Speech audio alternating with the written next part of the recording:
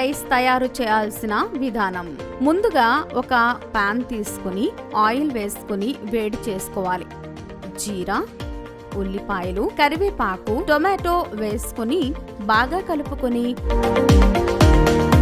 పసుపు వేసుకోవాలి. ముందుగా కట్ చేసి పెట్టుకున్న కాలీఫ్లవర్, బీన్స్, క్యారెట్ వేసుకుని బాగా కలుపుకోవాలి. కొంచెం నీళ్లు వేసుకుని తగినంత ఉప్పు, కారం వేసుకుని బాగా కలుపుకోవాలి.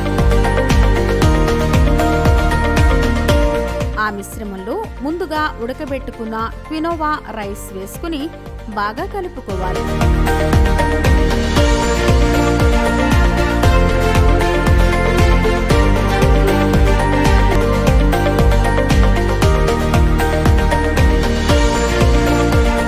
బౌల్ తీసుకుని అందులో సర్వ్ చేసుకోవాలి. కొత్తిమీరతో గార్నిష్ చేసుకోవాలి.